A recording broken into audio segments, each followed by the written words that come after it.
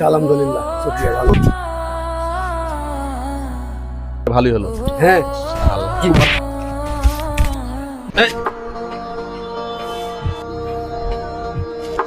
ভাই আমার ভুল হয়ে গেছে, আমাকে মাফ করে দেন ভাই। ভাই আপনার মনের সাথ যদি না মিটে তাহলে এ গেলে আর একটা চর মারেন। এই তুই আমাকে ধাক্কা মেরে ফেলে দিয়ে ফের আমার সাথে বেয়াদবি করিস? এই তোর ফের আমার এত তাড়াহুড়া কিসের রে? ভাই আমি মোটেই ফাইজলাম করছি না, মসজিদে আজান দিয়ে দিয়েছে তো জামাতের জন্য তাড়াহুড়া করে যাচ্ছি।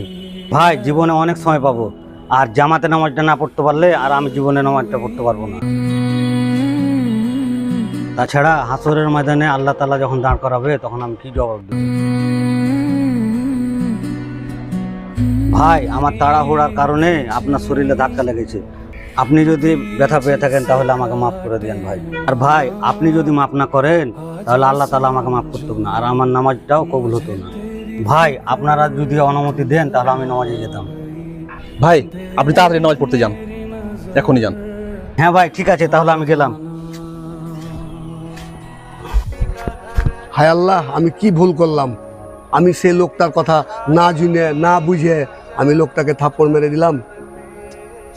কাজটা কি ঠিক করলাম? সেটা তো দেখলাম, সে তো আমাদের কাছে ক্ষমা চেয়ে তার গুনাহ মাফ করে দিলে, কিন্তু আমরা তো মাপ চাইতে পারলাম না। তো চল আমরাও নামাজ পড়তে যাই, আল্লাহর কাছে আমরাও আমাদের গুনাহ মাপ চাইলি। চল বন্ধু, এটা হচ্ছে ইসলামী শিক্ষা। আমরাও মসজিদে যে দুই বন্ধুতে নামাজ পড়ে নিই, আর ওই লোকটার কাছ থেকে আমরা ক্ষমা চেয়ে নিই।